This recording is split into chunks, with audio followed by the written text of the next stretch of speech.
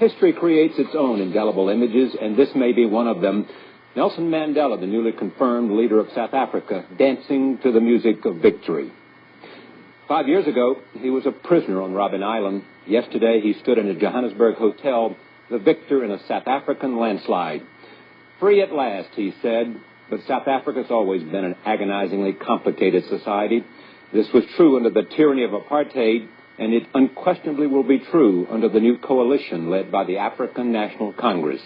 Last September, Nelson Mandela came to the United States to talk to business leaders about investment in his country, and I spent almost an hour with him. He talked about his own prospects for leadership, his 27 years in prison, and the personal price of both captivity and leadership. Here, then, an interview I conducted last autumn with Nelson Mandela, the man who this Tuesday, May 10th, will become the new president of South Africa. Characterize for me, if you will, this moment in the history of South Africa. It is a very exciting moment because over the last 3 years we have made what we regard as impressive achievements. Two of these we consider to be a breakthrough. That is the installation of a transitional executive council, which is going to prepare for the forthcoming elections and to ensure that they are free and fair, that each political party will have equal opportunity with all the others. The second important achievement has been the setting of a date for elections in April next year. April 27th. April 27 next year. As we have pointed out before, that is not just a date when people will vote for a government of their own choice. It is, in fact, a date of liberation.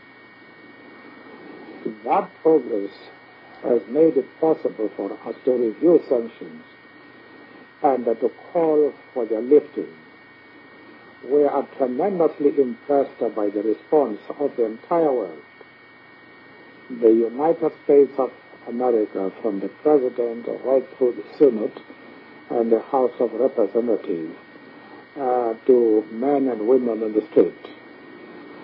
By Canada, Britain, that is the whole Commonwealth of Nations, by the EC, by the Organization of African Unity, by the United Nations Organization, but practically the whole world. Couple of questions. One, would this day have been possible without sanctions? This soon? Well, it is difficult to say. All that I can tell you is that sanctions were an important, if not a crucial weapon in the hands of those who are committed to see democratic values upheld throughout the world. Sanctions work as far as you're concerned. That is what I'm saying. I say they were a crucial weapon in the hands of all those who are committed to democratic values.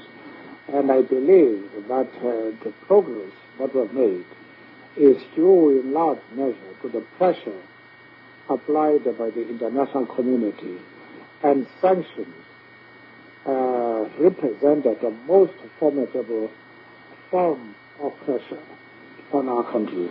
One demand that is being made, and there have been some meetings on this, is the Afrikaners asking for a homeland. We have rejected any ethnic solution. We rejected the Bantustan policy precisely because it was ethnically motivated, and we rejected it.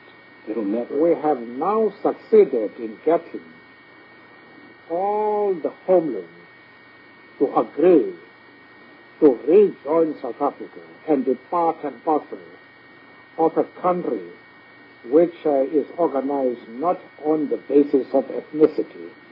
And therefore we have rejected the demand by the Afrikaners, by a section of the Afrikaners, for an Afrikaner homeland.